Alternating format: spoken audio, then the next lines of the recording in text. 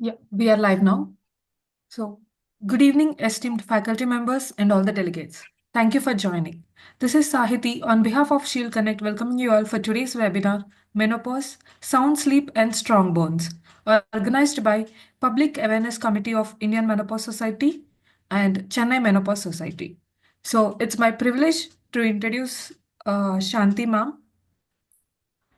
Shanti ma'am is the consultant of Mangalam Healthcare Chennai, president of Chennai Menopause Society, and past president of Oxy, and also former director and superintendent, Institute of Obstetrics and Gynecology, former HOD and OG Kilpauk Medical College, served as project director, Center of Excellence for Tubal Microsurgery for 6 years, past president of Women Doctors Association, Tamil Nadu.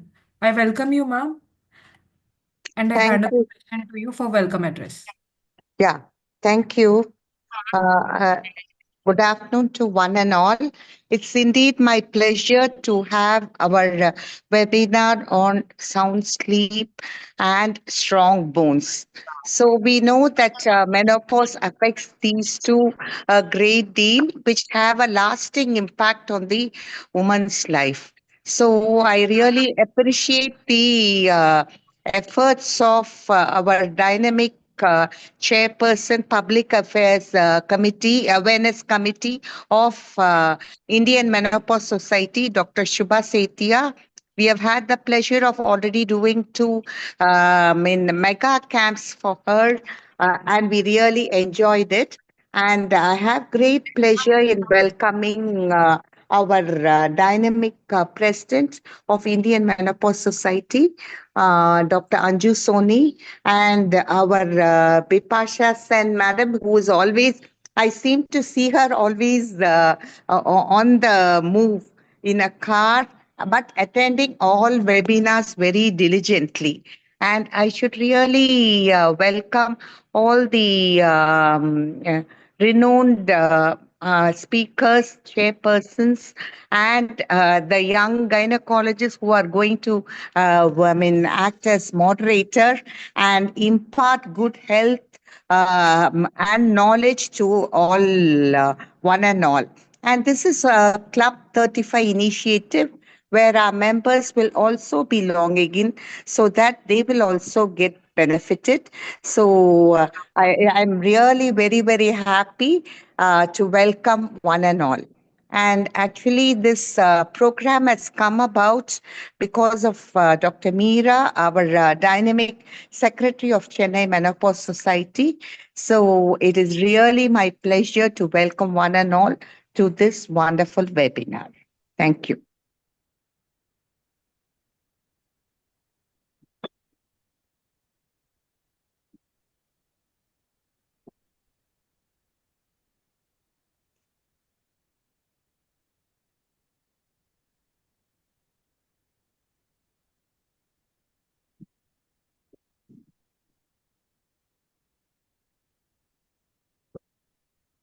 Sahiti?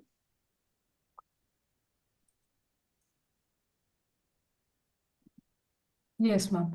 Yeah. It's my privilege to introduce Dr. Meera, ma'am. Ma'am is the It's enough. We'll urogynecologist. move the slide. We don't want to hold anybody. We'll just move it. Yeah. Thank you, dear.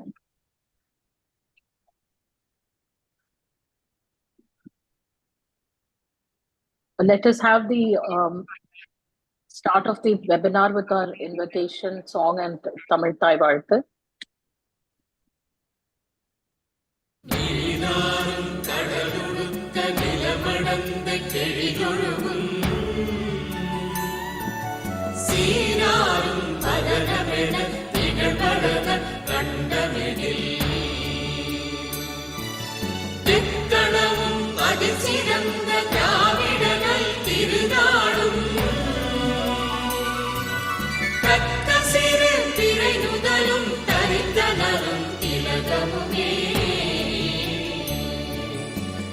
திலக வாசனை போல் அனைத்துலகும் இன்பமுற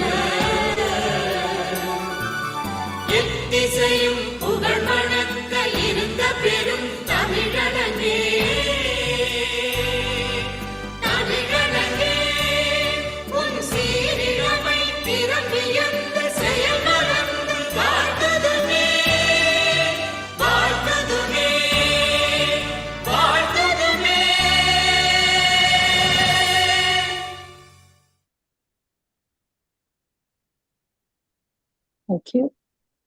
And the auspicious lighting of the Kuttavalakar to give us more knowledge and chase away our ignorance.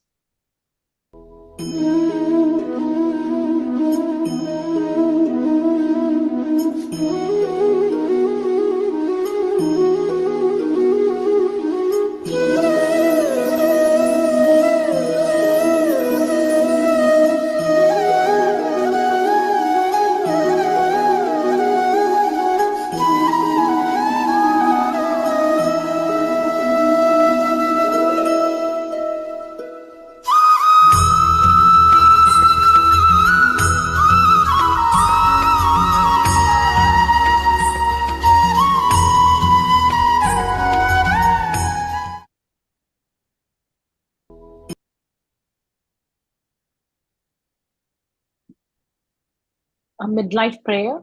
We pray to God to give us grace to accept the midlife physical changes and gently renew our strength. Guide our heart, our mind, and body to navigate the way, and our trust in you to lead us safely through. We pray for midlife and mature women who cherish the fond moments of their life and also those things in a doctor's office or who are in bed asking for the healing touch. On this day, may all the midlife and menopausal women have the gift of joy, hope, and good health. Thank you, God, for the promise of hope you hold out to all midlife and menopausal women and inspire us to give this gift of hope to others.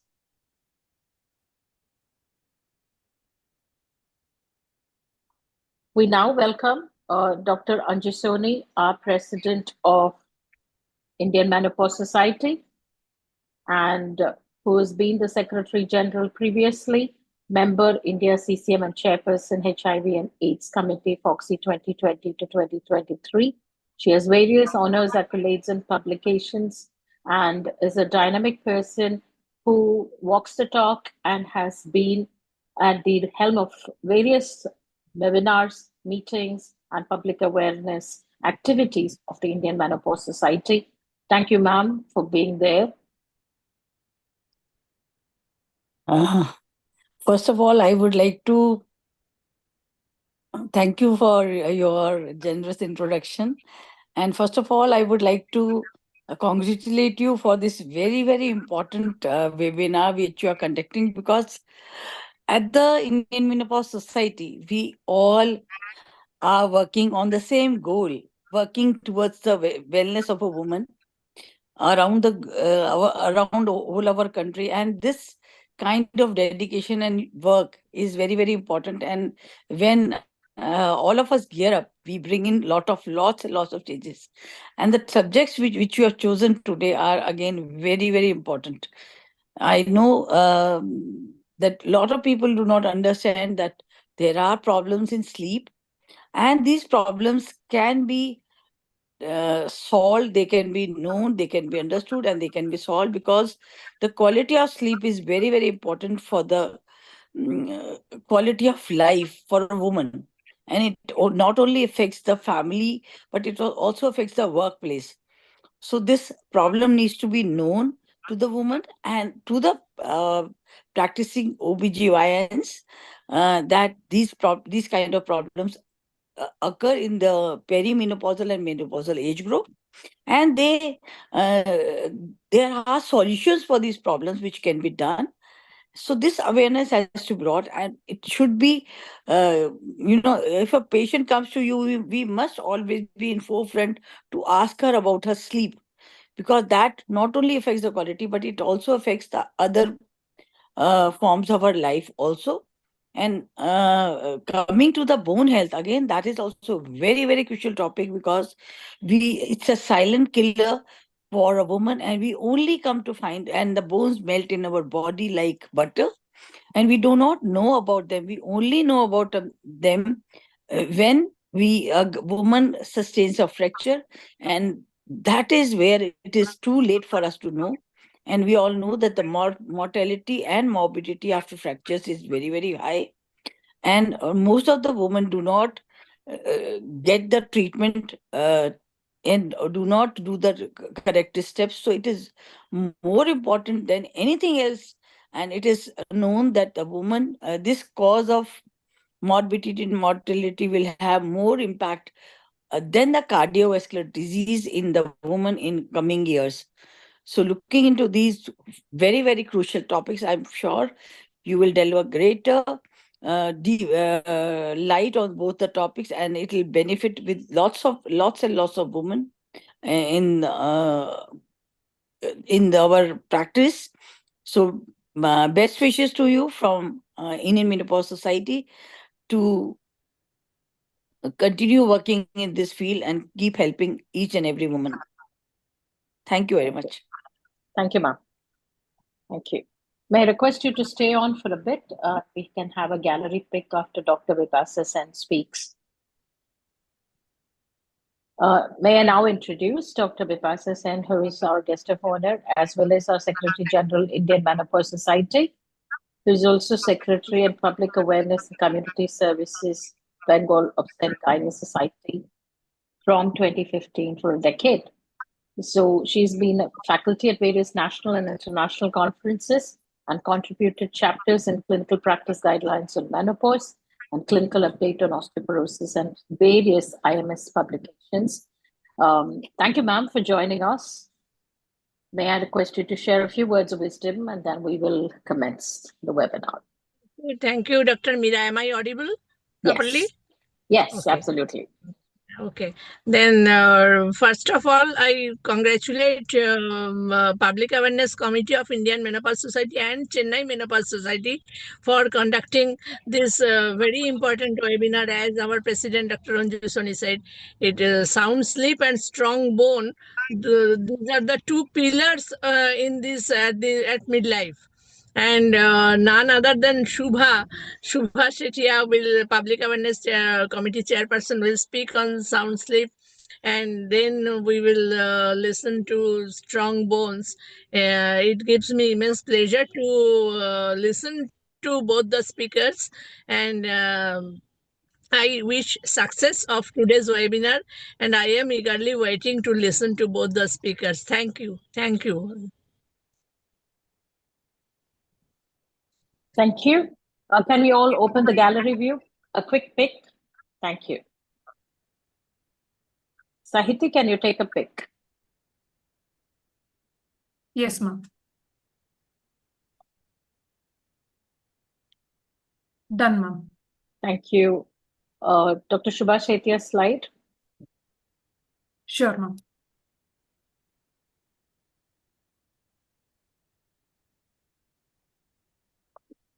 We welcome Dr. Shubha Shettia, our President, Jaipur Menopause Society, and currently Public Awareness Committee and Club 35 chairperson.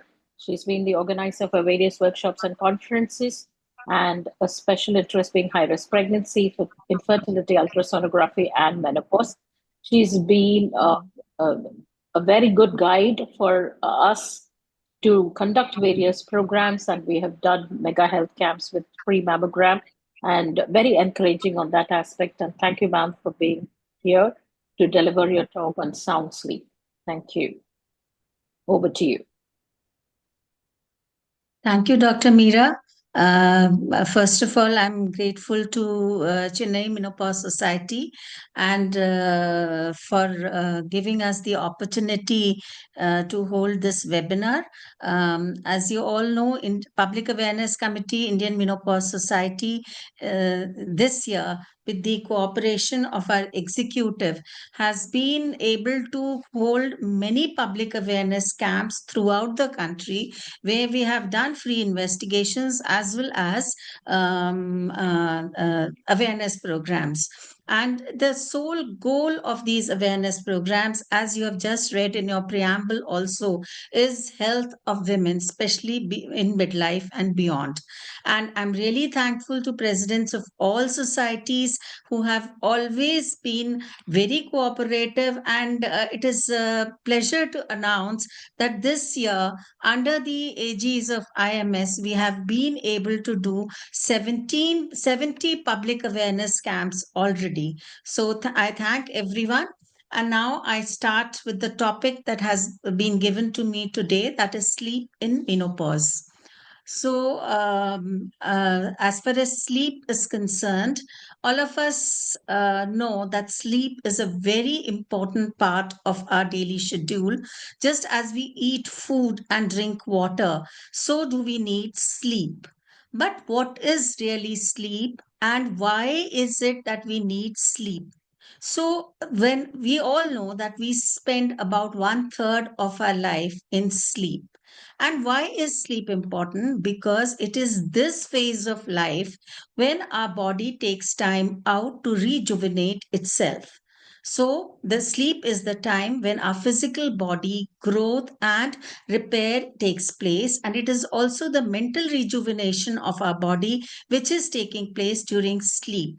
So, whatever we have learned in the daytime is being consolidated, it is converted into recognizable. So, cognition is a part, then memory consolidation, judgment, emotions, everything is what the consolidation of all these takes place during sleep. And therefore, sleep is one of the most important parts of our life.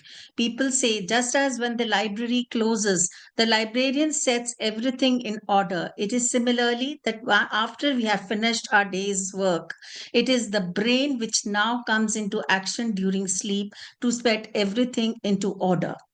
So once we know that sleep is needed for us, so can sleep deprivation cause problems? Yes, sleep deprivation leaves rise to daytime sleepiness, body aches and fatigue, lack of interest in work, changes in our social behavior, inability to concentrate, memory loss, anxiety, depression, as well as serious problems like hypertension, cardiovascular disease, diabetes, obesity, metabolic syndrome, and it has consequences on our real role functioning and quality of life. And it is because of these serious consequences and how they can be mitigated that we are meeting here today and will be discussing. So before we move on to the management or the problems that arise due to sleep, let us understand the physiology of sleep. So when we sleep at night, there are various number of sleep cycles that occur, and these sleep cycles may be around 3 to 5 in one night's sleep, and each cycle lasts around 90 to 120 minutes. And during these sleep cycles also, there are phases of sleep. One is light sleep, then comes deep sleep, and this is followed by REM sleep. And why are these phases of sleep cycle important? Because there are different works that are going on in our brain in different phases of the sleep cycle. For example, the NREM stage 2 is the stage where the body temperature dips, the heart closes down, the EEG waves are very slow waves, and it is at this time of the sleep that memory and information is being consolidated. Then comes the NREM stage 3, and it is this NREM stage 3 where the bodybuilding and repair, as well as the immune reinforcing of our body, takes place. The REM stage is the stage which is in between the two phases. It is this phase when we dream, and also it is during this phase the transition from the deep sleep to either wakefulness or the second cycle of sleep is done. Now, why the transition from these, since each and every phase is important, the transition from these phases one to the other should be a very smooth affair so that a proper sleep is there in our mind and we have a restorative sleep. And this transmission is brought about by various neurochemicals in the brain. So, regulation of sleep is done mainly by two methods. One is the circadian rhythm of our body. You all know that as the day dawns and when the sunlight is there, there are different changes in the whole body system, and sleep is one of them. And the regulation of sleep due to light is being done by a hormone called as melatonin. Similarly, the onset of sleep is due to a function called as sleep drive. So, in the day when we are working, our body becomes is asking for sleep, and when it reaches a particular level, the sleep drive is started usually by a substance called adenosine, and even the orexin receptors are involved in this. And when the sleep drive is there, we go off to sleep. So, any disturbance in these circadian rhythms or the sleep drive could give rise to sleep disturbances. There are other chemicals, neurochemicals, which are involved in this, like GABA and acetylcholine, serotonin, norepinephrine, histamine, and orexin, as I have already said. So, any disturbance in these hormones could give, or chemicals could give rise to sleep issues. So now the topic is in menopause or perimenopause, what is the prevalence and does it increase the incidence of sleep problems? Yes, the hormonal fluctuations that are going on through in perimenopause and menopause do give rise to an increased incidence of sleep disorders, 1.5 times higher during perimenopause and around 3 to 4 times higher post menopause. As you can see in this, during perimenopause, almost 50% of women suffer from sleep problems, and during postmenopause, 70% of women suffer from sleep problems. So, why is this more in during menopause transition? And as I had already said, this lack of estrogen in our body gives rise to disturbance in transmission through the various neurochemicals like serotonin, norepinephrine, etc.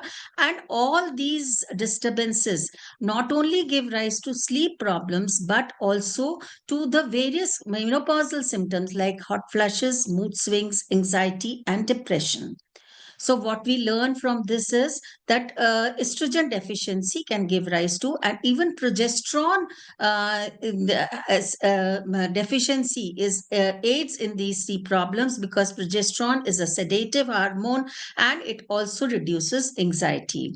Um, as we had already said, the neurochemicals that are involved in due to these hormonal fluctuations are the same, and therefore hot flushes, sleep problems, anxiety, and depression all go hand in hand, and they have a bi-directional association with each other. Why is this knowledge important? Because, for example, earlier it was thought that it was the hot flushes which was giving rise to wakefulness. But now studies have shown that it is the wakefulness period which gives rise to a greater perception of hot flushes.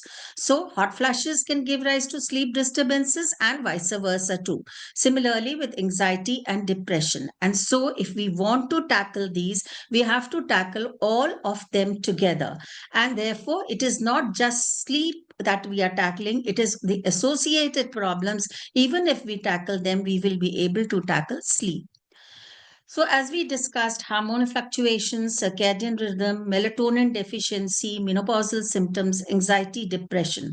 But apart from them, there are other causes which can give rise to sleep problems in these days. There may be various medical disorders that the woman may be suffering from, especially diabetes, heart disease, respiratory problems, urinary problems, like people who have nocturia, go to pass urine frequently, and this may give rise to their problem in their sleep. Similarly, fibromyalgia or pains or gaseous distension at night can all give rise to disturbance in sleep. There are certain medicines which the person might be taking, and they may give rise to disturbances in sleep, like, and also excessive consumption of alcohol, tea, coffee, and certain illicit drugs may also give rise to sleep problems. So, whenever we are tackling with a person of sleep, we have to be careful that we elicit history about these problems too.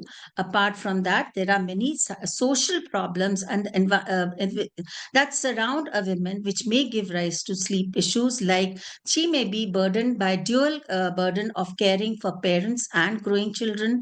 Her career may be at a stage when it needs attention. There might be financial problems, some stressful life events, poor health of self or family, lack of social support, especially in old age, when women or when people are left alone and their children have moved out, or lack of socialization and close friends, death of any partner or close relatives, and marital disharmony are all reasons which may give rise to sleep problems.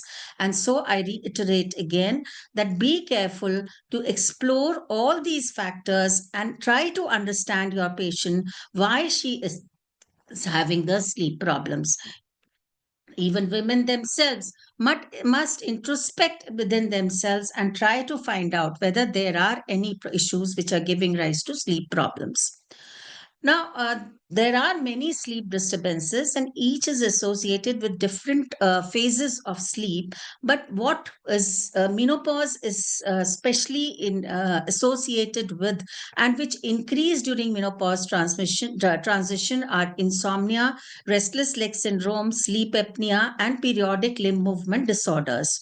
So, we will be discussing these in our discussion today. So, let us first come to insomnia. So, insomnia means lack of sleep. And how do we define insomnia? Insomnia is defined as a condition where, even despite the right environment and right time for sleep, there is problem in the onset of sleep. There are frequent nighttime arousals, and the woman wakes up early in the morning. I think all of us know people around us who are suffering from these symptoms. Now, just having these symptoms does not make the diagnosis of insomnia. For clinical or insomnia to be diagnosed, these symptoms must be present for at least 3 weeks and should be present in 3 days in a week. So only then we can call it insomnia. This insomnia may be transient, that is, which lasts less than 1 week. It may be short term if it lasts less than 1 month, and it may be chronic if it lasts more than 3 months. And then this lack of sleep should give rise to physical, mental, and social aftermaths. Only then we can call it as sleep problem. So it is, if it is not affecting your quality of life or your physical and social life, then we do not call it as insomnia. So, as we just discussed, that there is difficulty in onset of frequent night awakenings and waking up early. A common complaint that we encounter is, Doctor, we are not able to sleep sufficiently at night, and I'm not getting sufficient sleep. So, the first thing that we need to understand is how many hours of sleep do we need? And it has been found in various studies that the number of hours of sleep needed by our body decreases as age advances. An adult person needs around 7 to 9 hours, but as we go above 60 to 65 years of age, this time decreases slightly, and the total time that we spend in sleep decreases to around between 7 to 8 hours. We must understand that these figures are not universal, and they vary from person to person and may also have genetic effects on these. So it is just an average which is there. It is not a hard and fast rule. Another question that is being commonly asked is that can we sleep twice a day? Because in many cultures, people take a small nap after their lunch. It is agreed upon in various this thing that taking one nap in the day, a short nap in the day, does not affect the quality of your night sleep, but repeated naps taken during the day will not give rise to the activation of the sleep drive, and therefore it can have a detrimental effect on your night sleep. So one nap a day is okay, but repeated small naps in the day is not justified. Then comes the question of sleep latency. There are many people who say that they take a long time before they go get to sleep when they lie down in bed. So the time between lying down in bed for sleeping and the onset of sleep is sleep latency, and normally it is somewhere between around 5 minutes, but a sleep latency of 10 to 20 minutes is also normal. So this is what we need to understand, that even if you're not able to sleep for around 10 to 20 minutes, it is not abnormal and you should not worry about it. Now, sleep latency, if it gets more than this, then it is advised by the sleep specialist that if you're not able to say sleep within 10 to 20 minutes, it is better that you get up from your bed and starts doing something else. And when you really feel sleepy again, should you go off to sleep? And there is no need to worry about sleep latency. And please do not keep on lying in bed if you're not able to sleep in within about 20 minutes. So then comes the question of waking up at night. So, how many times do we wake up at night, and when do we say this is normal or abnormal? As I had told you, there are 3 to 5 sleep cycles, and after the REM sleep, which is the lighter part of the sleep, it is the awakening can take place. However, if the person does not, this awakening may be for a few seconds to 5 minutes, and usually the person is not aware of these awakenings. But at times, if this awakening period becomes more than 5 minutes, we become aware of these awakenings, and we say that we have been repeatedly getting up at night. But remember that this repeated getting up at night is nothing pathological. Again, I would advise, it is advisable that whenever you feel that you have not been able to sleep again for another 20 minutes or 30 minutes, then it is better to get up from bed rather than trying to sleep, because then you get into an anxiety of sleep and you will not be able to sleep again. Do something different, read a book, listen to music, do deep breathing exercise, meditate, or whatever relaxes you. Any relaxing activity would be good for you, and after some time you may again go off to sleep. So even if you have the midnight awakenings, but the total amount duration of your sleep in the whole night is around the average sleep time, then you need not bother about it. So it is only considered, when will this be considered abnormal? That is when this awakening gives rise to excessive sleepiness in the day, and it affects your day-to-day activities. Then you need to be consulting a specialist so that helping hand is there. There is something called as sleep efficiency. That is why that is why, because it is the total amount of time you have spent in bed and the total amount of time that you really sleep. And it has been found in studies that even if we sleep for 80% of our time spent in bed is with actual sleep, it is normal, and therefore we need not bother if for 20% of the time we may be aroused. So this is what we need to understand. But as age advances, the sleep efficiency also decreases. It is around 93% in young women and drops to 84.3% in perimenopause and 80% in postmenopause. So this is normal and physiological, and we need not worry about it. So, once what we need to understand is the physiology of sleep, so that we are not in a tension about sleep. Bothering too much about sleep or lack of sleep will give rise to anxiety in our mind, and this again will create a vicious circle. And we need to understand what is normal and abnormal. Now comes that suppose you are really suffering from insomnia, which I said is when you're not able, when there is problem in onset of sleep, or there are frequent daytime awakenings, and or you get up early, around 1 to 1.5 to 2 hours earlier than what you have been doing earlier. And this happens 3 times a week and for more than at least 4 weeks, then you think that you are suffering from insomnia and now you need help. So for sleep, for helping in sleep, cognitive behavior therapy is the best therapy for sleep. Now, this part of the sentence, that is cognitive behavior and therapy, is in itself an explanation. Cognitive is that when you recognize whether your sleep, the problems that you are facing, are they really pathological or physiological? Secondly, you must recognize what is the cause behind it. And then, if you try to identify the cause behind it, then you change your behavior according to these causes so that you have a good night's sleep. And this is called as cognitive behavior therapy. And there are various components of this behavior therapy, like sleep hygiene, relaxation therapies, restricted sleep therapy or sleep compression, and finally pharmacotherapy. So we will discuss them one by one. So what is sleep hygiene? So the sleep hygiene means there are certain commandments, as you say, for a good sleep, and these are that you should keep the time of your sleep and wakefulness regular every day. You should not try to change them every now and then, because it is if the circadian rhythm is disturbed, you will not be able to have a sound sleep. Then the environment that you are there in while sleeping should be a comfortable bed. A dark and cool bedroom is preferable.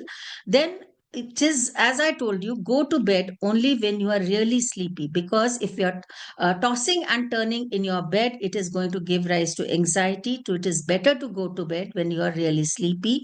You should not eat heavy meals before you go off to sleep. Do not consume tea, coffee, or alcohol before sleeping, and do not exercise around 1 to 2 hours before sleep. And better to keep a gap of around 4 to 5 hours. But regular exercises are needed, because exercises have also been found in studies to give rise to a better sleep.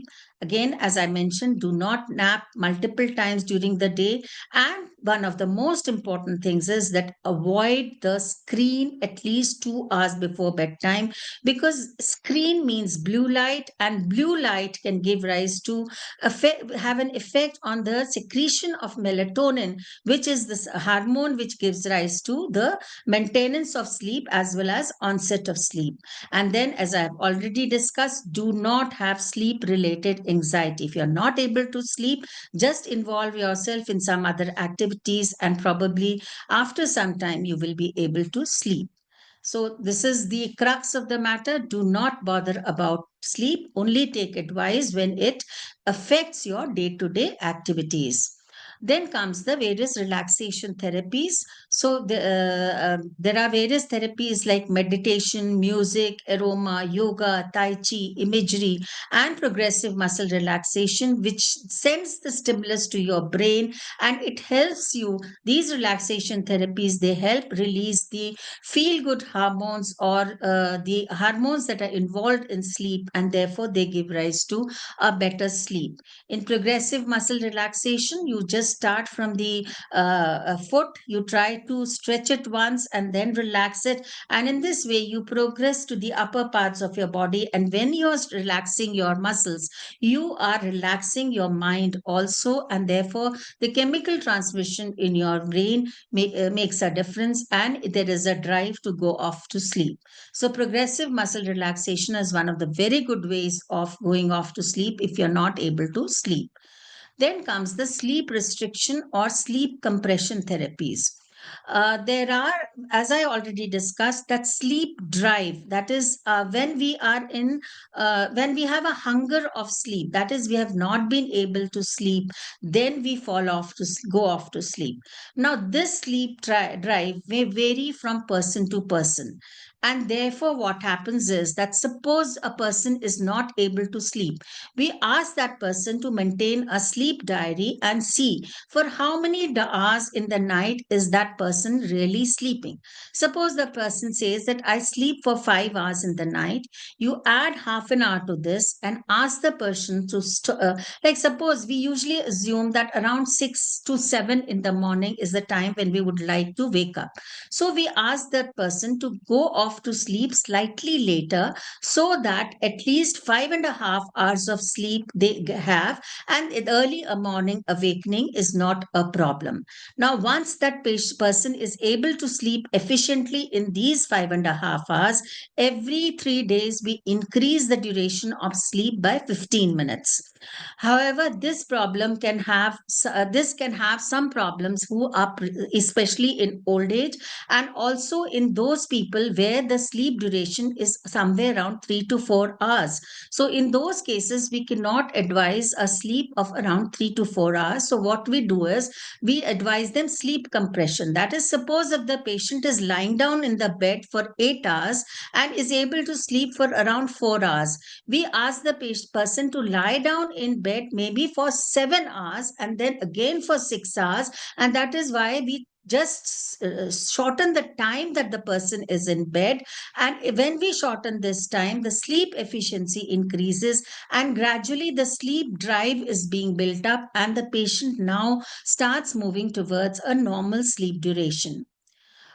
So, having talked about the various non pharmaceutical management, it has been found that in around 80 to 85% of the cases, simple non pharmaceutical management of sleep takes care of everything. Here again, I would like to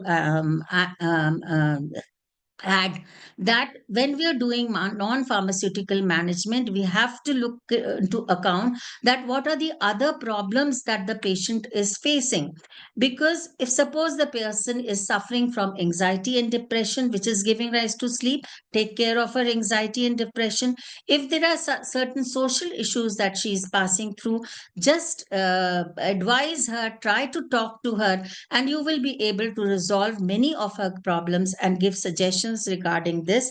Similarly, if there are hot flashes, it is better to manage these hot flashes, and the sleep will automatically improve.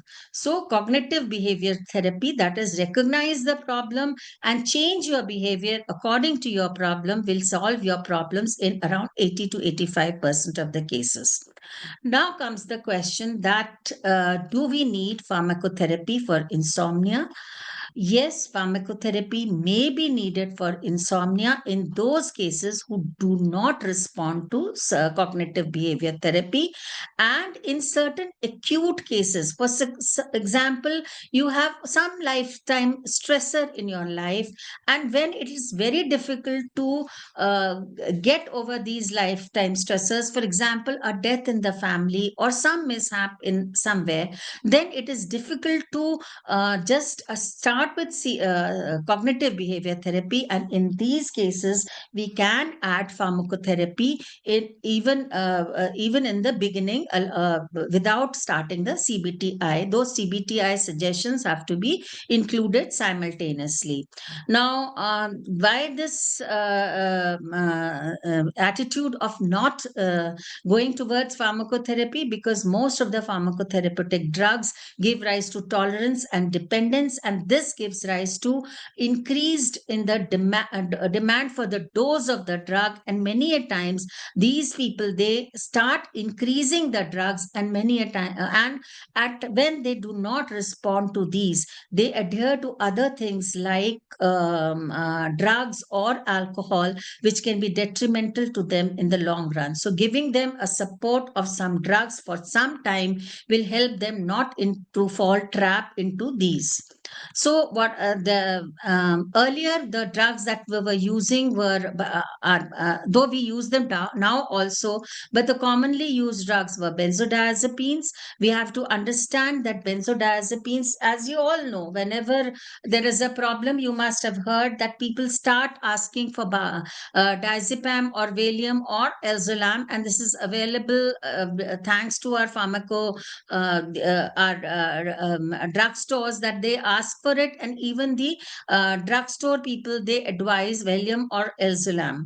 So it has to be understood that what benzodiazepines we are taking will depend on our symptoms. That is what we need, and do we really need them or not.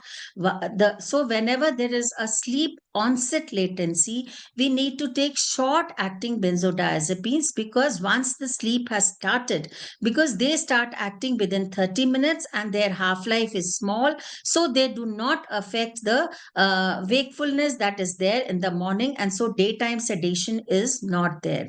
In those people where latency as well as frequent wakefulness is a problem, it is better to start on intermediate acting benzodiazepines, because they will take care of latency as well as frequent wakefulness, and the amount of daytime sedation that they cause would be less. But then there are people who have associated anxiety and depression. And it is in these patients that we give long-term long-acting benzodiazepines, because here we want not only the sleep to be taken care of, but it is their anxiety and depression which should be taken care of. And therefore, here long-acting products are needed. And remember that all these benzodiazepines cause daytime drowsiness and cognition problems, and this should be explained to the patient. They have an effect on memory, and tolerance and dependence is very common. And when they are stopped suddenly, they give rise to withdrawal symptoms. And it is advised that you should not give these drugs for more than 3 to 6 weeks, and taper them gradually, reduce the dose gradually every 1 to 2 weeks. It is also suggested that patients who are on short acting or intermediate acting benzodiazepines may be put for a small time on very low doses of long acting diazepines, because withdrawal symptoms with long acting benzodiazepines are less. However, as I discussed, because of the dependence and daytime drowsiness, we have alternative drugs which are available. These are called as the Z group of drugs, and with them, dependence and tolerance is less. And therefore, nowadays, it is these drugs like Zelpilon, Zolpidem, and Zopiclovin is they are preferred as compared to the benzodiazepines. And they also, again, here it is the short acting, intermediate acting, and long acting, which we have to decide which is to be used depending on the patient's symptoms. As already discussed, I told you that sometimes anxiety and depression are a part of are also associated, and in those cases we can use sedative anti-anxiolytics or sedative antidepressants. As we all know, like suppose a patient is suffering from vasomotor symptoms as well as from anxiety, depression, and sleep problems, the SSRIs and SNRIs are also a very good alternative, because they take care of all the three problems together. Now comes, apart from this, now we have some safer drugs, even safer than the Z group of drugs, which are now available. Melatonin is one of the agents. The melatonin is, however, a very short acting agent, and therefore a prolonged release melatonin is also available now. But remember that melatonin, as we already discussed, is something which is concerned with the circadian rhythm. So, melatonin will act whenever there are disturbances of circadian rhythm. For example, in jet lag or in shift workers, melatonin will work. Then there are, however, as melatonin decreases after 55 years of age, melatonin may be expected to work even in people more than 55 years of age. But apart from melatonin, we have melatonin agonists which are available to us, like Remington and Egomelatan, which have longer duration of action, and therefore they are preferred. Nowadays, in certain countries, certain orexin antagonists are also available. I will tell you what is orexin. Orexin is a substance which gives rise to wakefulness, a hormone which gives rise to wakefulness. And when we have antagonists for orexin, it decreases the wakefulness initiative, and therefore it helps in sleep. And these substances, because they do not give rise to sedation and they do not have any tolerance or dependence, they will be one of the best drugs for sleep, though whenever they are made available in all the countries. So now, after having discussed these drugs, one of the questions that quickly arises in our mind is that we said menopause gives rise to sleep disturbances. So then people might ask that why not give them menopause hormone therapy for sleep disturbances? Well, yes, menopause hormone therapy does improve your sleep apart from the various menopausal symptoms that it benefits.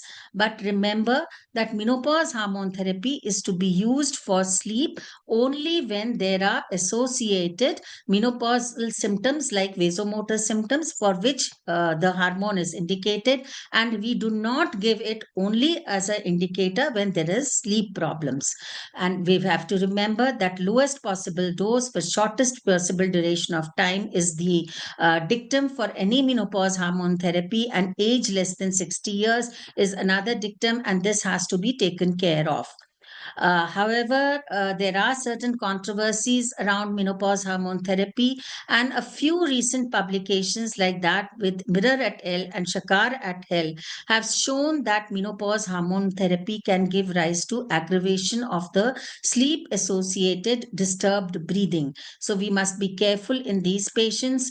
And there is also an effect of OHT on obstructive sleep apnea, and therefore looking at these inconsistencies, and because many a times when we find sleep disorders, maybe on the background there is some sleep associated disturbed breathing or OSA, which is giving rise to these inefficient sleep cycles. So it is better that we do not use it as first line therapy in our management of sleep, and this is what is recommended by Indian Menopause Society also. Now we come to another very common problem in sleep, which is faced by women during midlife, and that is restless leg syndrome. Now, restless leg syndrome is present in only about 5 to 15% of people in people of young age. But as age advances, and especially in women after menopause, the incidence of restless leg syndrome has been seen to be somewhere up to 45 to 60% of people suffer from restless leg syndrome. So we must know that what is restless leg syndrome, and even women and doctors must be cognizant of the fact that what is restless leg syndrome and when does it need treatment. So what is restless leg syndrome?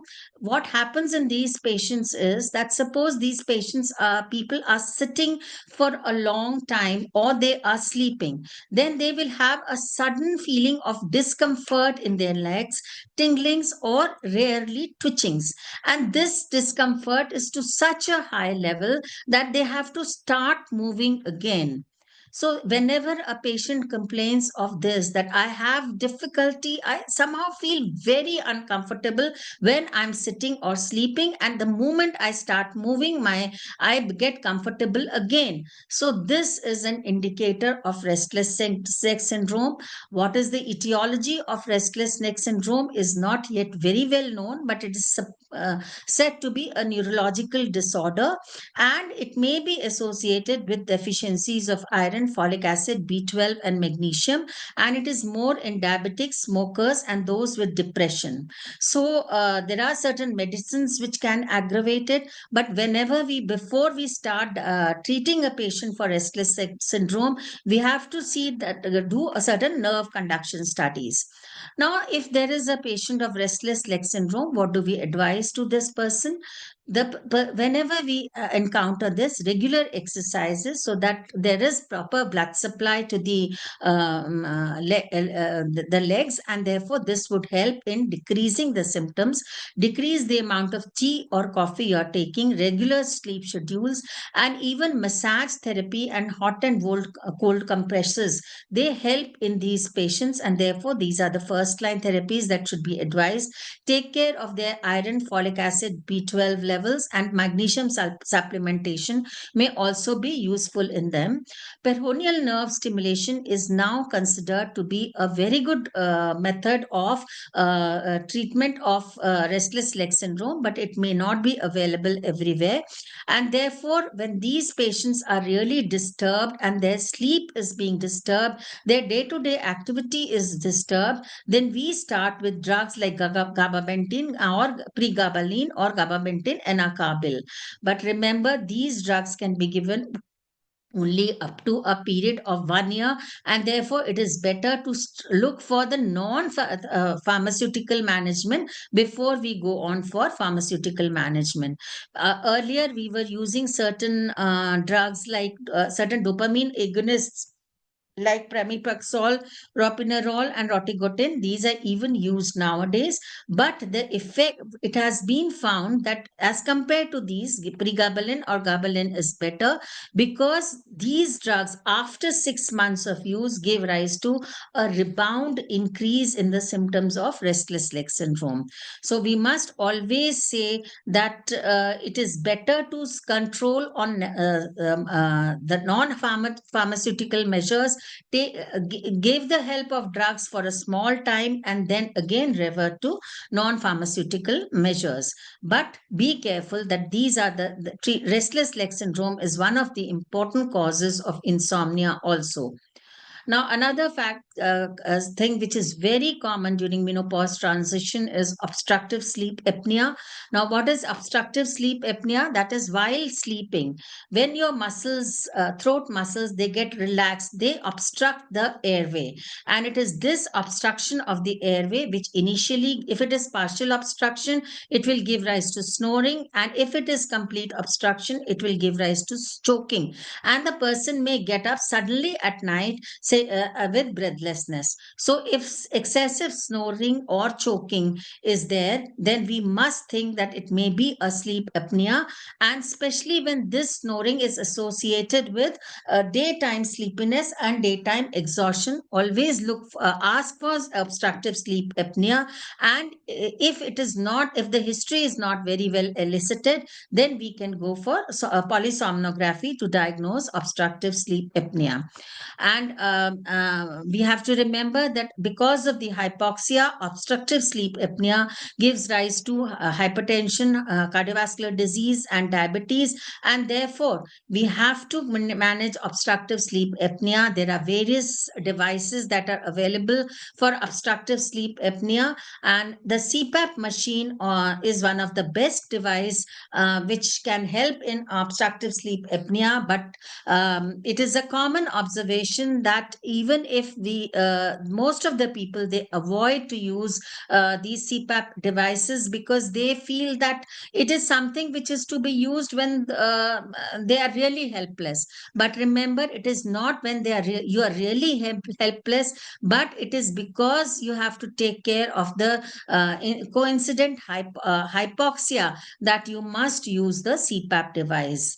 So this is the CPAP device which is used during night, and people really have a very good and comfortable sleep once a CPAP device is being used. There is another disorder which is known as the periodic limb movement disorder. In this, what happens is a person has abnormal movements of the legs and arms, and these abnormal movements are restricted only to the legs and arms, and they last for around 10 to 40 seconds and occur 5 to 15 times in an hour. So this has to be differentiated from convulsions where the whole body will be moving. And secondly, there are some patients who during the initial stage 1 of the sleep, they feel that there is a sudden movement in the leg, and it is a sudden myoclonic movement which just lasts for a few seconds, but these are not repetitive. So this type of movement which occurs in the ankles and the legs it occurs during the deep phase of the sleep, and therefore the person who is experiencing these does not realize that he's moving his legs, and it is the partner who tells you that this person is kicking at night, or is almost like a slapping behavior that he has. And it is with this that you will be able to recognize that that person has a periodic limb movement disorder. And then these patients can be treated on dopamine agonist, pregabalin or gabapentin.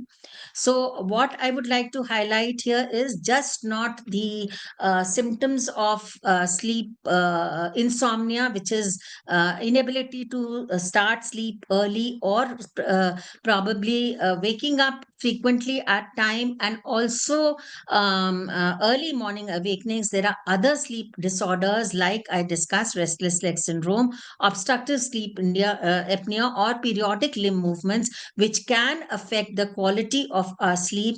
And therefore, whenever we do not find causes, or we have symptoms referring to these problems, we must take a good and a thorough history, both from the patient and from the partner, whether these problems are there, because solving these problems will give rise to the solution to our insomnia problem, which otherwise we may not be able to tackle. So then there are many questions which are asked by many people nowadays in our OPD. One is the role of magnesium.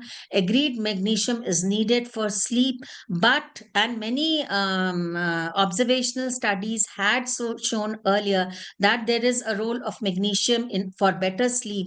However, there is a recent study of the role of magnesium, a systematic review which was conducted in 2020, and it is in this that they have shown that the RCTs have shown that there is no difference in magnesium supplementation, or no magnesium supplementation in sleep. So do not use magnesium in and out. Magnesium is a micronutrient which is found in many substances like green leafy vegetables, whole grains, nuts, and legumes. And if you are consuming these in the right amount, magnesium supplementation is really not needed, except in very, very old age, where intake of magnesium may be low, and therefore we might need magnesium. Similarly, I had told you about melatonin, which has again become a very fashionable drug in the industry, because most of the people have started advertising melatonin as a sleep agent. Remember, melatonin is not needed unless you are above 55 years of age. Similarly, there are many herbal remedies for sleep, and the market is full of these herbal remedies. But do they really have an effect? Well, yes, a few studies have shown some herbal products to have an effect. However, they still say that they need more RCTs and better purification of the and identification of the actual compound in these drugs, which may be beneficial in sleep, and only then would be these products be recommended for the management of sleep. So till now, we cannot say that herbal remedies, they may be better, but as yet they are not recommended by the as a therapy for sleep is concerned. Food, many food articles have also been said to be helping in sleep, but again, this is like you can have milk is said to be a very good hot milk especially is said to be a very good this thing. Then saffron, chamomile tea, then almonds, turkey, kiwi fruit, banana, all these things have been said to be very good for sleep. However, still we lack about our studies on these, and therefore we cannot still say which food is good for sleep. Now, so the take home message is that sleep is an essential part of our life. Lack of sleep gives rise to physical as well as mental symptoms. A good workup to find out the underlying cause of sleep disturbance is one of the foremost things. Cognitive behavior therapy will help you in around 80 to 85% of the cases, and therefore pharmacotherapy should not be the first resort except in certain circumstances. Maintaining sleep hygiene is the first step to attain good sleep, and newer drugs like orexin antagonists and melatonin antagonists may be better than the previous barbiturates and Z drugs that we are still using now. So I would say a good sleep is a fountain of youth. It is something that re-energizes us. And so try to attain a good sleep and be a good sleeper as far as possible. I thank you all for your patient hearing. Thank you so much for giving me this opportunity. Thank you very much, ma'am. That was really enlightening, especially the medical therapy and the various way to deal with disturbances of sleep and different phases of sleep. Thank you very much. If there are any questions from the audience, you can now post your questions either in the chat box or ask so that we can clarify and then move on to the next session. I have got a comment, not question. Yes, ma'am. Go Thank you, ahead. Shubha. Thank you, Shubha, for intensively, explaining the sleep problems, including not only insomnia but OSA, restless leg syndrome, everything, and discussing the therapeutic part also. Yes, and you have efficiently explained the sleep efficiency. That is also an important thing, sleep efficiency. And sleep date is another thing. If like you told now that one time nap in the daytime is okay, but many frequent nap in the daytime will affect your sleep, because in that case sleep date is not created. Sleep date is something which you need to have some sleep date to have DBT date. To have, if you have sleep date, then only you can have sound sleep. Otherwise, if you don't have any sleep date, if you have frequent daytime nap and all, then there will be very little sleep date, and automatically whatever be the effort from your side, you won't have sound sleep at night. That is the thing. Yes, Shubha, thank you for elaborately describing the sleep problems. Thank you. Thank you so much, ma'am. Thank you very much, ma'am. Any questions for anybody? And we can ask ma'am now. Otherwise, we're happy to move on to the next session.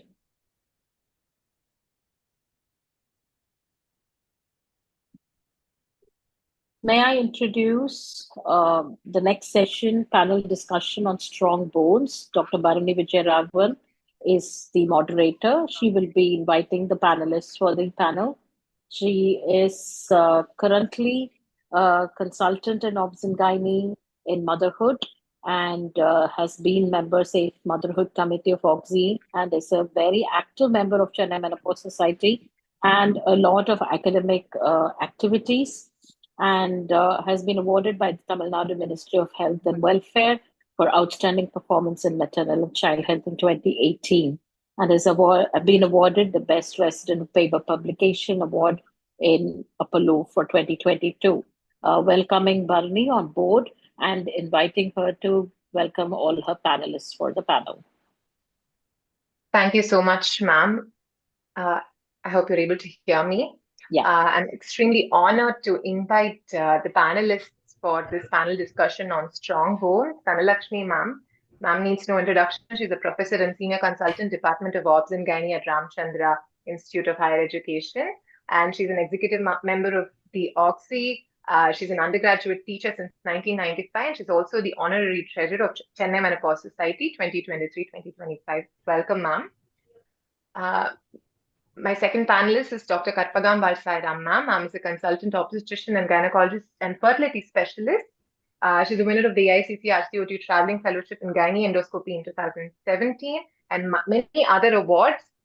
Executive Committee member, OXY, and she's an active runner, and everybody knows about her interest in physical health. And she's, I think, the right person to speak about physical activity in this panel about strong bones. And the third panelist is Dr. Nitya Ramachandran, ma'am. Ma'am is the founder and medical director, Eye Care Multi-Specialty Hospital with special interest in emergency obstetrics care and life support, social obstetrics, adolescent health, and mental health. I welcome you all, ma'am, and I'm going to share the slide.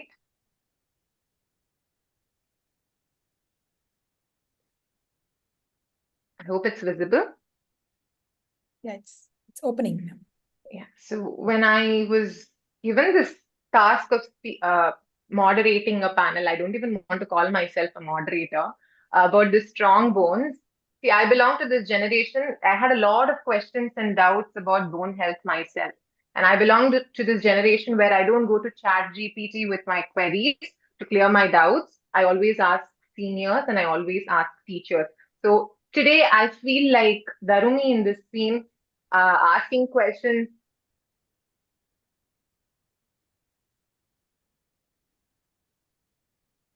So I am that person who's going to ask all the questions I'm sure all the attendees are also having, and this is going to be a session. So this is an Icelandic saying which says, "It takes strong bones to handle good days."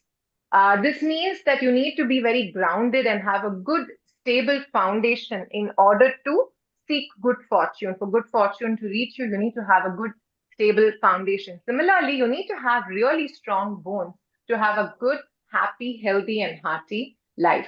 And when we talk about bone health in menopausal women, we are worried about two things. We're worried about osteoporosis, which is basically a low bone mass, which leads to a lot of microarchitectural disruption in the bone.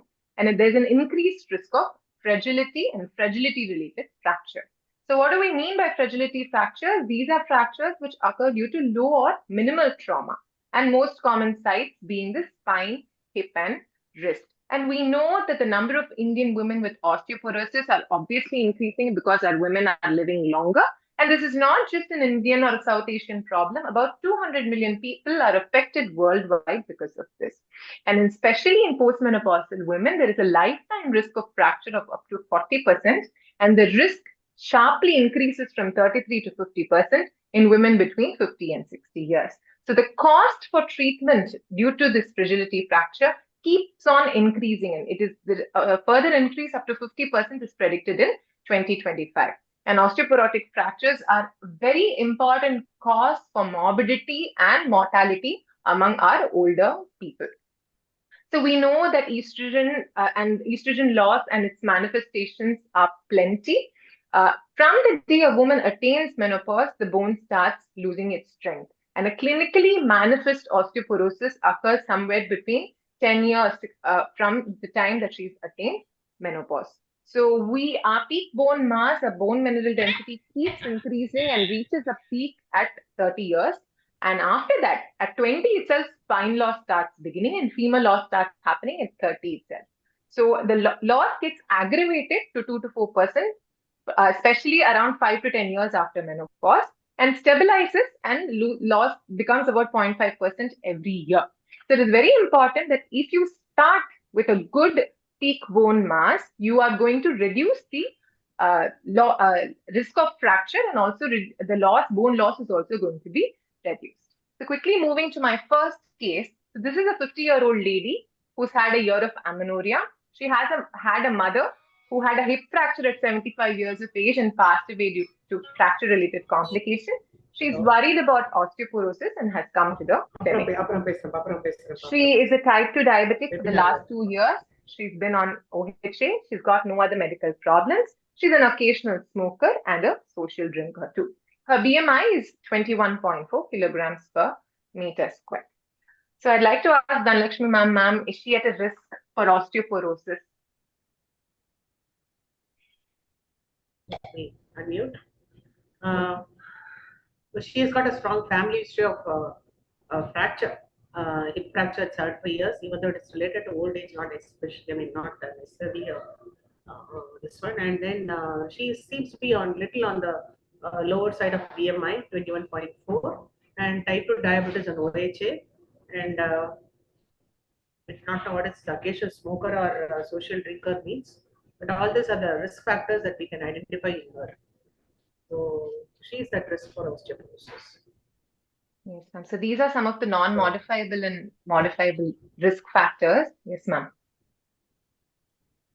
So this modifiable is what we are aiming at.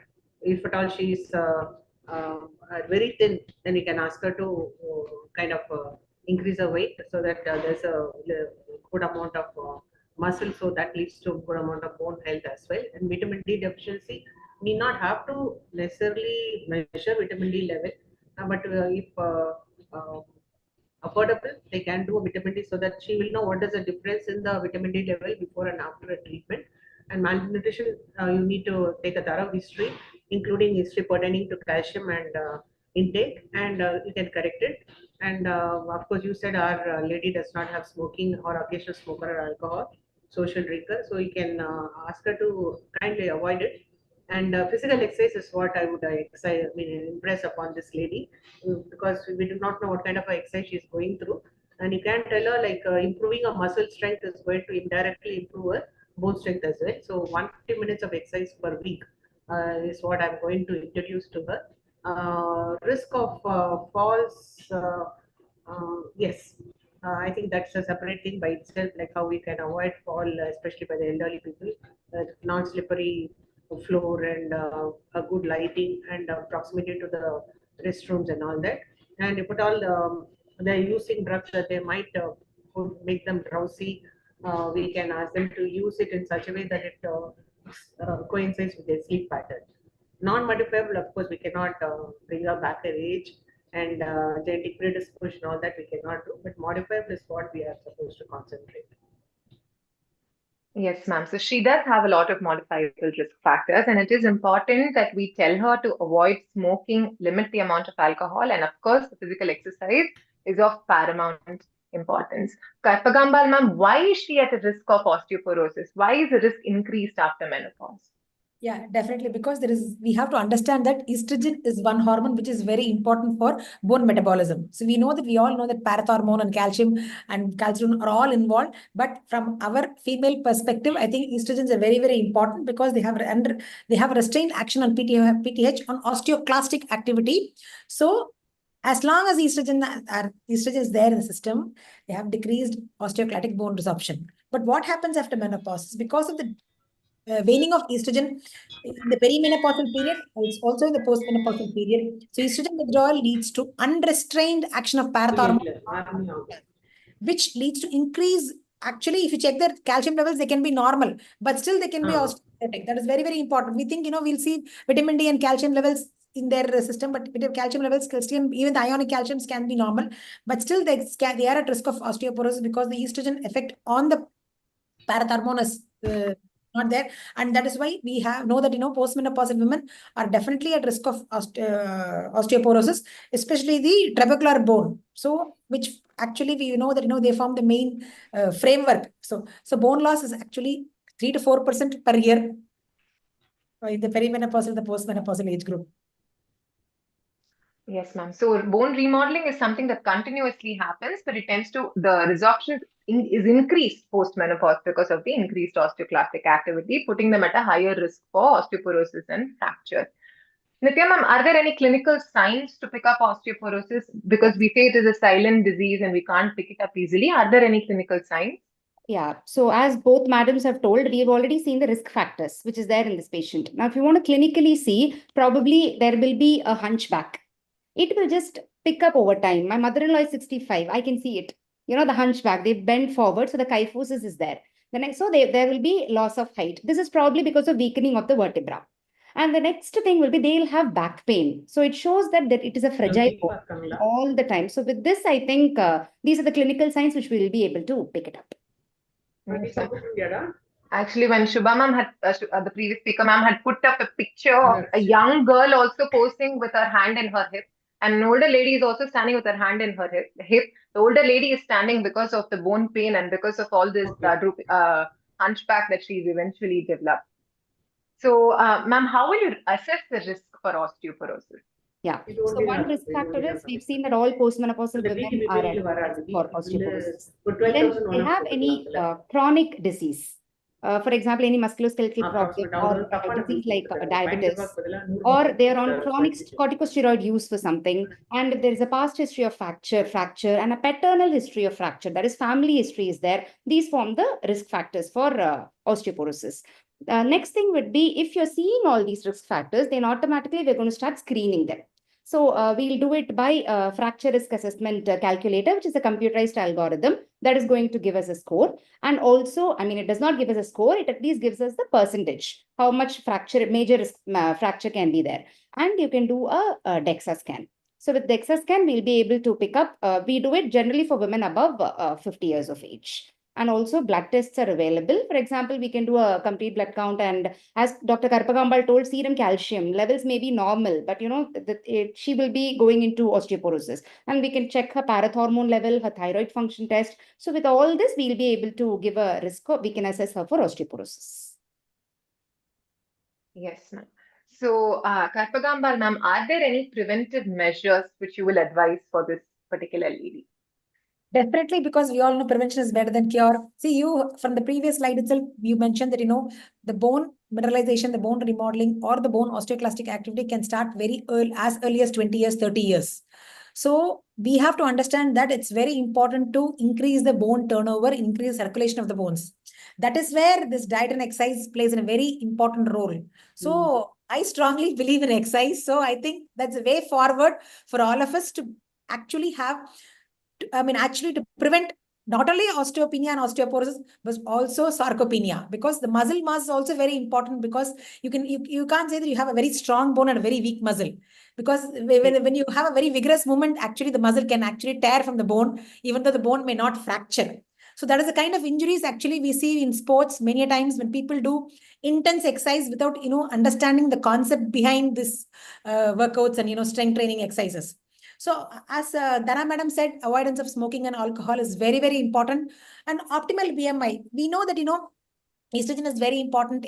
People who are very asthenic, very thin, and they definitely can be osteoporotic. So there is a certain amount of estrogen is required. Cholesterol is required for the conversion of estrogen, and that will actually help in bone mineralization also.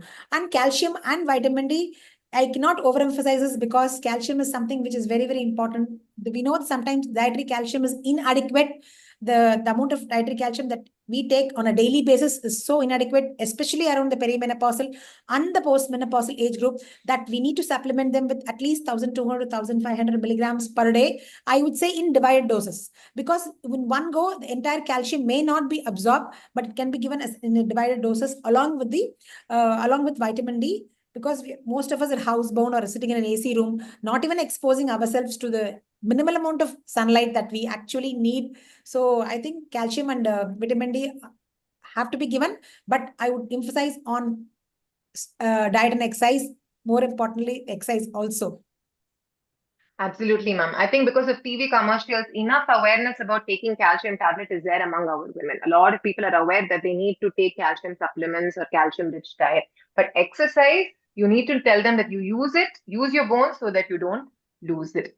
But before we go on to exercise, what about diet, ma'am? Anything specific you want to tell them to consume more, consume something to eat less, something to eat more?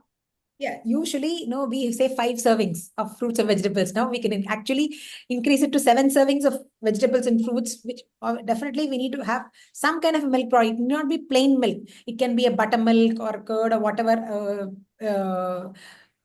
anything that which they are comfortable with.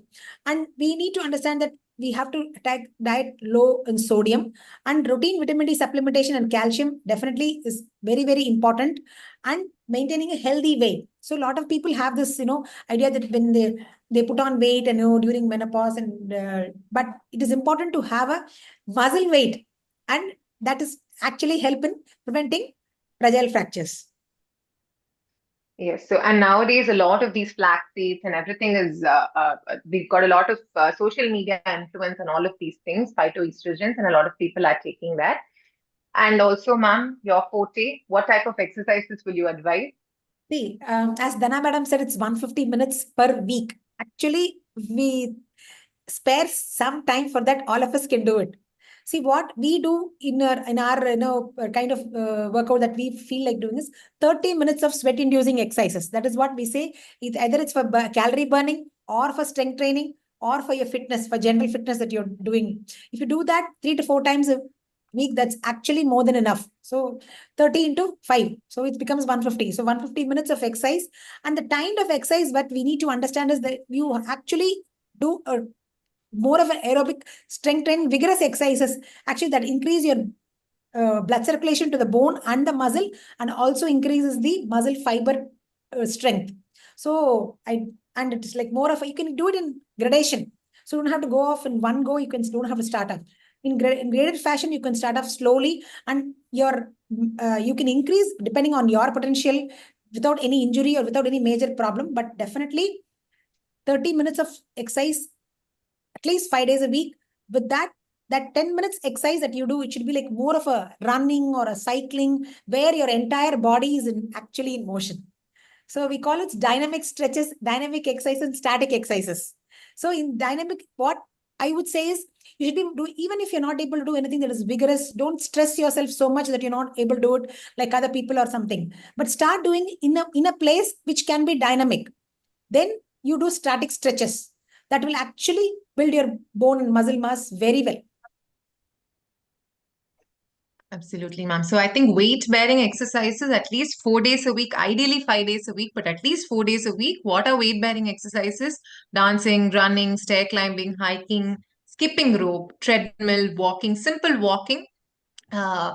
Is brisk walking. Of course, you shouldn't take a stroll and say, I walked for 30 minutes today. Brisk walking. That's relaxation. And That's relaxation for walking for that's stay. relaxation. Yes, ma'am. Walking, anything that is done brisk only will have its effect on the metabolism, both in terms of calorie burning and in terms of muscle building. And I would say about, because exercise, I'm very, this thing, a lot of people say they should go to a gym and do all these treadmill, these things. You don't have to spend so much money on all these things. You don't have to. You have to just understand that even the slightest exercise with which our ancestors were doing, like, brisk walking, running, stair climbing up and down, even skipping rope, as she said, or as she said, all these things are actually going to make a big difference in your actually physical and mental well-being.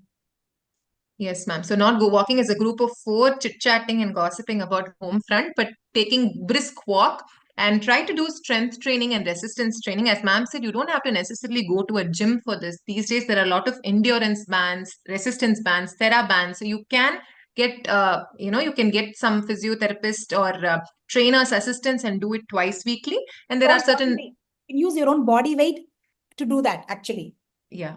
Exactly. So those resistance bands, that's the advantage of it. You're not taking any extra weight, you're using your own body weight, and it can be customized based on how your endurance is, what you they can are do. available in different colors, blue, That's yellow, and depending on how much you can do. It depends on the tension there in the strings, madam. They have Yeah. they have different colors. Yes. And they're very easily available on Amazon. So anybody can pick it up, get basic training and do it. And of course, there are a lot of non-impact exercises like yoga, which is important for flexibility, balance, and probably mental health and sleep too. And there are non-weight bearing exercises like cycling, which you can do for cardiorespiratory wellness. But most important is weight bearing exercises for increasing your bone or maintaining your bone mineral density. So quickly, diet, exercise, we've told already. De-addiction is very important, and it's very important to prevent falls too. This particular case, she's a 50-year-old lady, but when she becomes 70 or 75, we need to make sure she's got a very safe home setting. She doesn't take, she's not having any psychotropic medications, correct her vision and any hearing impairment which she may have. And all these lifestyle changes are of paramount importance. Nitya ma'am, you mentioned about screening these women for osteoporosis. So what are the screening tests that are available? Unmute. Unmute. Yeah. We've spoken about the clinical evaluation. So next will be the screening method that is available. So we have two screening scores. We have a FRAC score, that is for fracture risk assessment, and you have bone mineral density. Bone mineral density we find out using DEXA scan. So that will give you your BMD and it will give you your score. And also OSTA, that is a self-assessment tool for the Asian population. With I think it's with age and weight divided by 5. Well, yeah, weight minus age divided by 5. That will give us the score. Yes, ma'am. Yes, ma'am. So what is FRAC's tool, ma'am? Then Lakshmi, ma'am? Can I, ma'am? Please unmute, ma'am. It is developed by the University of Sheffield, and it is for it is a app-based tool. All you have to do is you have to feed in every detail about the patient, and then you get a risk scoring for the patient. So this comes with or without BMD as well. So if you put in a BMD, you get a different score. Without a BMD also, you get a score. So based on the score, you can kind of advise the patient. This is easily available, and this is country-specific data is available. So you get a score as per your country needs. So all you have to do is get the basic details. So basic, any risk factors, age, BMI, and if at all she knows Yeah, her bone the mineral. age. Yeah, then you get a risk factor put out this way as a chart. Then just like how we get your FDA screening results, we get this. Yes. So we're going to get a score which will tell us what is her probability of getting a major osteoporotic factor or or a hip fracture hip fracture in the next 3 years. in the next 10 years. Yes. 10 years, sorry, 10 years. So this is almost similar looking like your FDA scoring. Okay, so you want to know whether you're in the amber or the green or the red zone. Then the patient also will instantly understand where she stands, and then she'll be able to take your advice seriously. And we can divide them into low risk, high risk, and very high risk. And based on what kind of a risk category she falls into, if she's coming under low risk, if she comes under the green zone, reassurance. And if she has not already been following all her exercise pattern as described by Karpagambal, you can reiterate that now. You can insist on that. And then if she's already at a high risk, and then if there is if she's a candidate for MHD, you better put her on MHD. If she's not a candidate for MHD, does not have any other symptoms which warrant an MHD, you can simply start on bisphosphonates. Even our ortho counterparts are very comfortable prescribing only bisphosphonates. They're a little reluctant to start them on MHD. And if bisphosphonates not tolerated, we have empty number of other alternative medications that have come in. And then if they are very high risk, maybe we can consider, maybe we have to involve an orthopedician that time. And they are giving this anabolic, that injections and paratide, the PTH injections and all that, subcutaneous injection, teriparatide. So all this all your advice will be based mainly on the results that you get after you put in the basic details about the patient into the Prax app. Yes, ma'am. And Karpagambal, ma'am, anything else? Any other tool apart from Frax? This little startling, this tool, anything simpler? Yeah. As Nitya was telling, it's very simple. It's called as osteoporosis self-assessment tool. It's very easy to calculate. Anybody can calculate. You just have to calculate your weight in kilograms minus age in years divided by 5. So we have the scoring system. If it's we have high risk and moderate risk and low risk. So it's very easy to use this scoring and assess ourselves for osteoporotic risk. Yeah. Then so we'll assess. Yeah. So the OSTA, if the woman falls in a high risk category, she's at a 61% risk of developing osteoporosis, and moderate risk category about 15% risk, and low risk, she can be happy for a little while because she's only at 3% risk of osteoporosis. Nevertheless, I think we need to tell them about lifestyle changes so that she doesn't move up and become high risk from low risk. Moving on to our second case. So this is a 65-year-old lady. She said she's got back pain. So she's underwent a vertebral X-ray. It showed a reduction in height of L2 spine.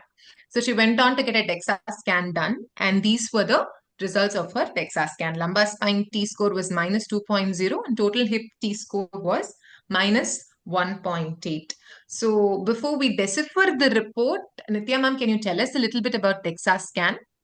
DEXA is dual energy X-ray absorptiometry. So what it does is it finds out gives us the bone mineral density. It includes the bone mineral, the lean muscle, and the adipose tissue. It is a non-invasive method, and we usually do a DEXA scan at the femoral bone level and at the lumbosacral junction. And this is what will give us the accurate prediction. Now, depending on the score, what is the advantage of a DEXA scan is it uses very, very low radiation. It's almost 1/10 of the chest X-ray radiation that we use. So it's quite a safe method. Right. So it is a non-invasive method. But why DEXA scan, man? Why can't we just use an X-ray and predict osteoporosis? See, I mean, even though X-rays are easily available everywhere, but the problem is that to have a X-ray reporting of osteoporosis, we need to have quite a lot of 30% of more than that of bone loss to be interpreted or evident in an X-ray. So DEXA scores over X-ray in terms of bone mineral density assessment. So for example, if 1% standard deviation fall in the bone mineral density, so equal to 10 to 20% fall in BMD. But that actually has an increased risk of 2.5 to 3.5 times the risk of fracture. So for us to diagnose osteoporosis by fracture, lot of bone loss must have happened already. So DEXA definitely has an edge over X-rays. Definitely supersedes an X-ray. So Dana ma'am, this particular patient who's got a T-score of minus 2.0, how will you interpret her report, ma'am? She will come under osteopenia, minus Yeah. 2.4, right? So Minus she'll come under 2.0. osteopenia. That's right. Osteopenia, yeah. If you don't correct her now, she will definitely get into osteoporotic range. If you don't modify risk factors and identify her basic this one, so definitely we have to intervene now itself. Most of us who did the recent BMD screening by this ultrasound screening and this osteopenic range, I think we should take cognition of that and then we should. So she comes under osteopenic range. She comes And under osteo. Yes, ma'am. and this one, um, when to actually this patient, how old was she? She's 67, ma'am. 67. Okay. Anybody above 60 warrants a DEXA scan as such without any other risk factors also. And are the slides moving? Yes, ma'am. Yes, ma'am. Yeah. So even though the sensitivity and specificity is less, as of now we have only this tool. So we can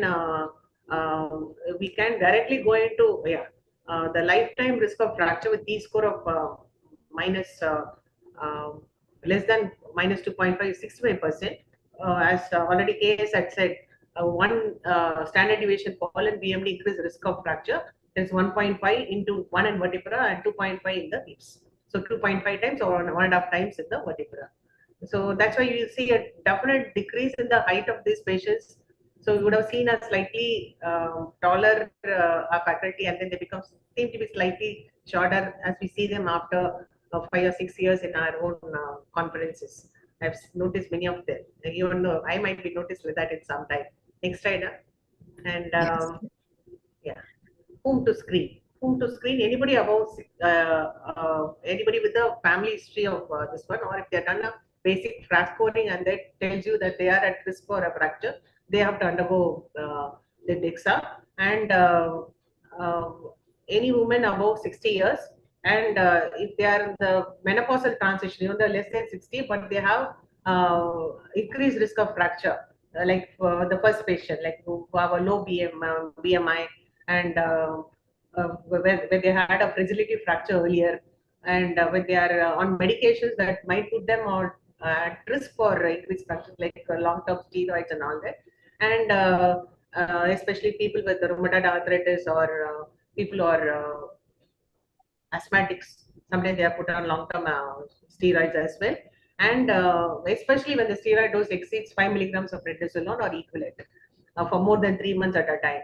And any patient, suppose you want this patient to go in for a definite therapy, that time also we have to have a baseline DEXA to compare how much of the improvement had happened after your treatment.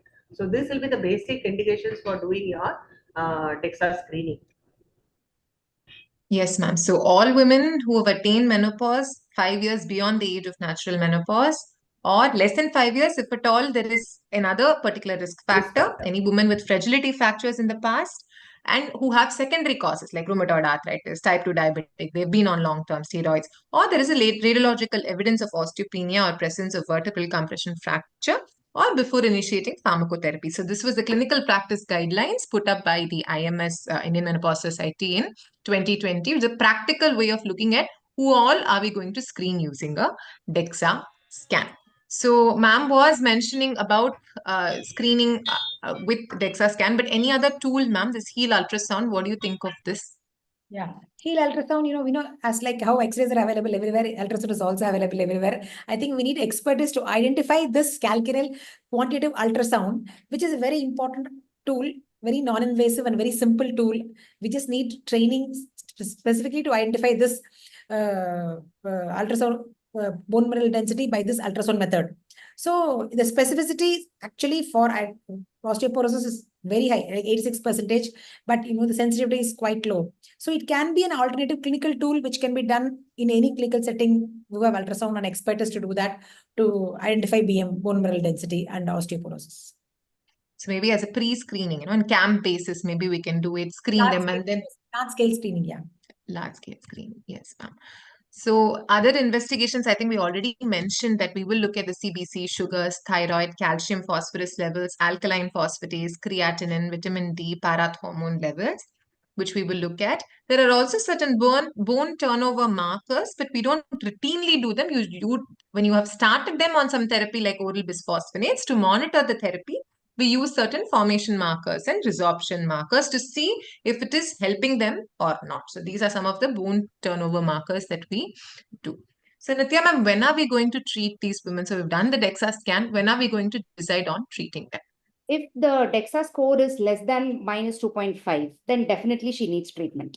And in spite of the score being, if suppose a radiographic diagnosis is showing a vertebral fracture or it is showing osteopenia, then we have to treat. For example, in this patient, her height is reduced. There is an L2 compression in the vertebra. Then this patient definitely requires treatment. And if they are presenting with fragility fractures. Yes.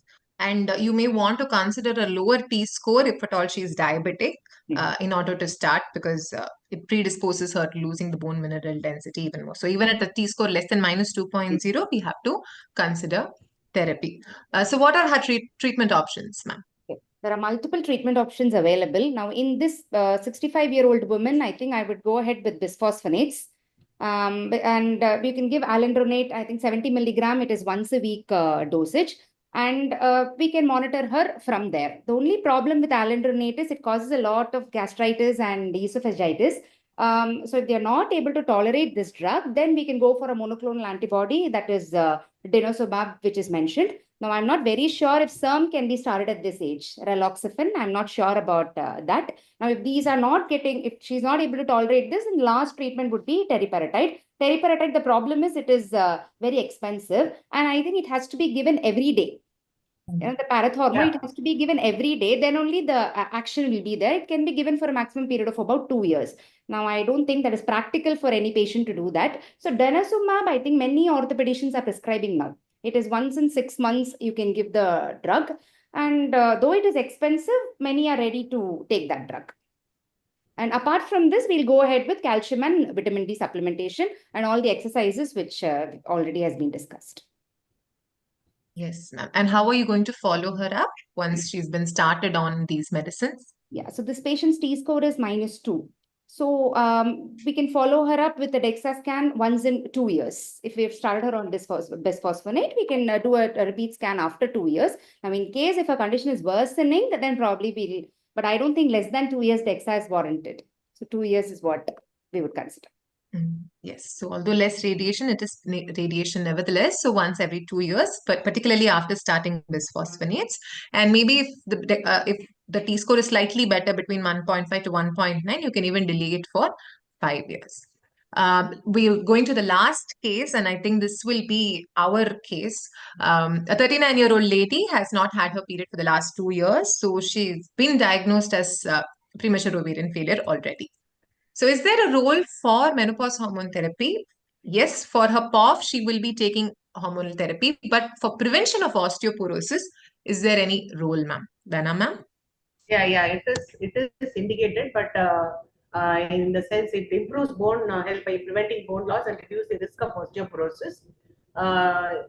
If osteoporosis already set in this particular patient, reduces risk of fracture by reducing bone resorption. But even though it is one of the indications for starting MHT for prevention of osteoporosis, for many of us do not, at least the orthopedic colleagues do not agree. But if there is indication, this patient has an indication for MHT, so that will indirectly help her in taking care of her bones as well. So this patient, definitely I'm going to start her an MHT, so that will automatically give her bone protection till the natural age of menopause. After that, it is between her and me what we decide to continue or not. We'll decide whether we are going to continue MHT beyond that particular age.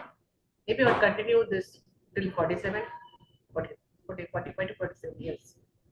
She's too young to be without without any hormones. So solely for the purpose of bone health, we're not going to give the MHT, but naturally because she's only 39 years, she will definitely benefit from menopause hormone therapy, and serendipitously it will also help with her bone health as well. And this was a study which was published in JAMA where they said women who took MHT, the risk of fracture following MHT was much lower. Both the vertebral fracture and the total fracture risk was much lower when compared to women who didn't take any MHT. So it can be used to prevent osteoporosis up to the age of natural menopause, particularly in those who've had premature ovarian insufficiency, premature menopause, surgical menopause, or iatrogenic menopause. But if you're going to use it as a therapeutic first line intervention, some societies are saying you can give it less than 60 years of age, and provided you're able to start it within the first 10 years of attaining menopause. Whether to give it beyond 60 is a shared clinical decision, but some people are saying, but there is not enough evidence to recommend it routinely as a therapeutic intervention. Of course, the contraindications for menopause hormone therapy as normal remains. And this is a quick, we know a lot about menopausal hormone therapy, so I'm not going to go into the details of it. But what about Tibolon, ma'am? Is there any role for giving Tibolon for promoting bone health in these women? Tebolon definitely has a very good effect, but definitely for this patient who is 39 years and has a POI, I would definitely consider natural estrogens or conjugated estrogens, which is going to take care of her menopausal symptoms. It's going to be a hormone of well-being, general well-being, Right. and preventing osteoporosis, including urogenital atrophy. Everything it's going to take care of it. So I would really consider giving a estrogen along with a combination of progesterone, because she still has the uterus inside. So I still would give a combination of MST than Tibolon alone. But still, whatever it is, Tibolon is also beneficial in case they are not very comfortable. But it's a selective tissue estrogenic activity regulator, and it can take care of vasomotor symptoms also. But I'm more in favor of a MHT, natural MHT. Generally, it's ma'am, given because for it is women like the natural menopause and 1 year beyond menopause. So those are the ideal women. But for younger women like your patient, case The case 3, that you have I think MHT is better. better, yeah. definitely, because that's the most physiological treatment that we can offer her. No, we're Right. trying to emulate physiology They are very rather than. Sorry, ma, once again, many are very apprehensive about taking MHT when they say, no, doctor, something has happened naturally. Why you should take hormones exogenously? But we just have to explain to them that no, it's a hormone of well-being where, they need that at least not only for the bone metabolism, but also for the cardiac risk, because possibly women actually need estrogen, which are very lipid-friendly and cardioprotective. Absolutely, ma'am. So unless there are absolute contraindications, I think MHT is going to be the drug of choice.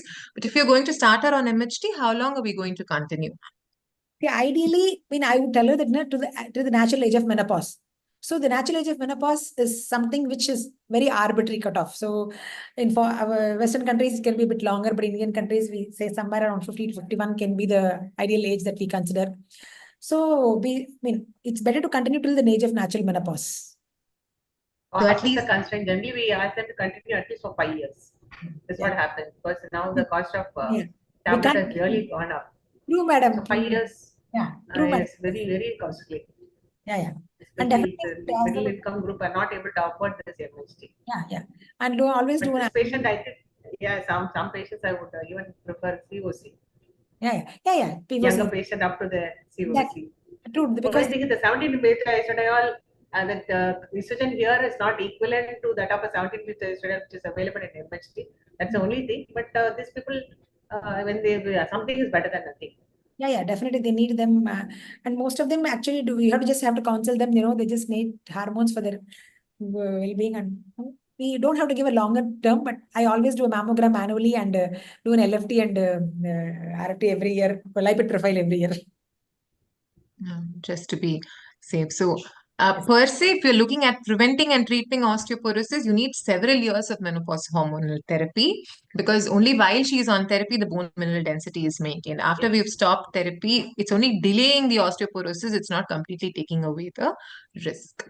So I think we've come to the end of the panel discussion. Take home message at the end of the day is, it is important, especially for me, is get a good peak bone mass when you're young, because bone loss is starting to take place at 30 years itself.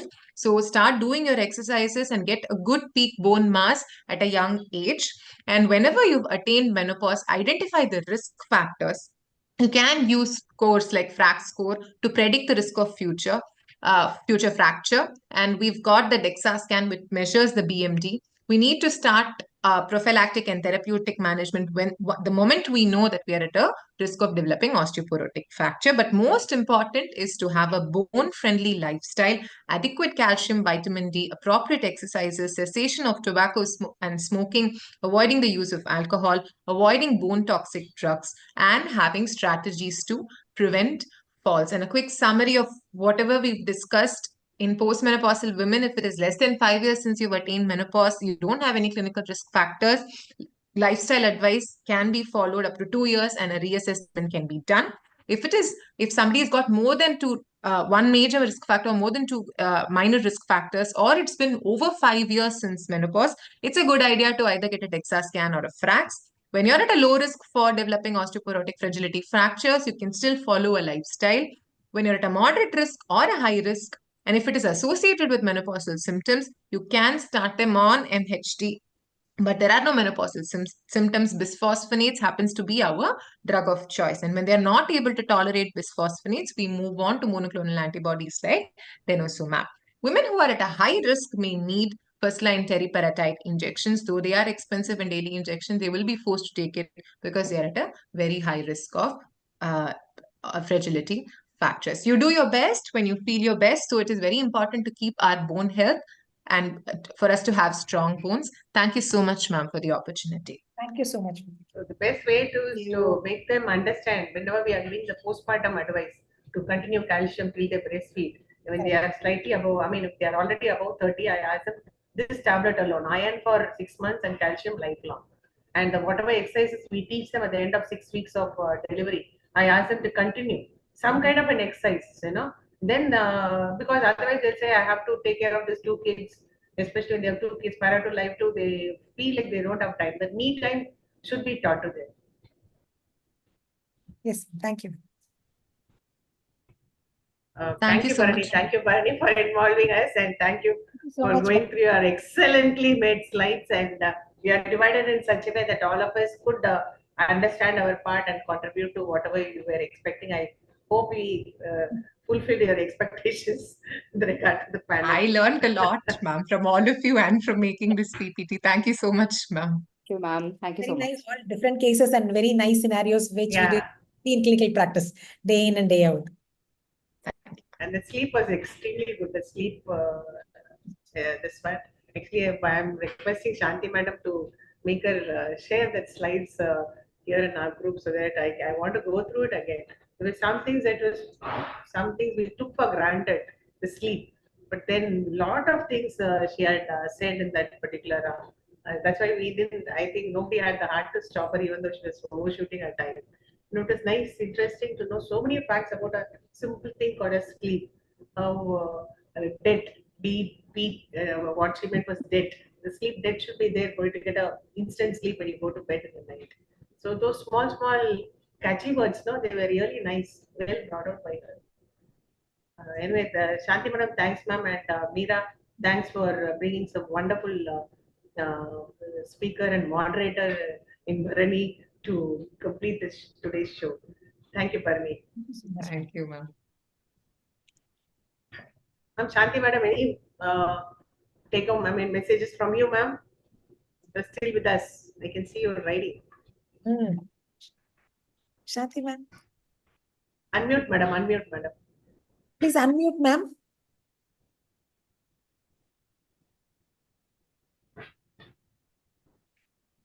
Please. Barney, you can put that trivial dialogue for Meenakshi. People will be able to understand that better. I will do that, ma'am. Yeah.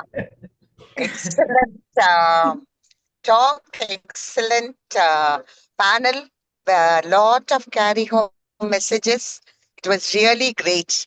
And nice to see youngsters talking so well about menopause. Yes, madam. So I enjoyed that a great deal. And it will really help our women to become better. Okay. Yes, ma'am. Thank you. Thank you very much, ma'am. Thank you, ma'am. Thank you, ma'am.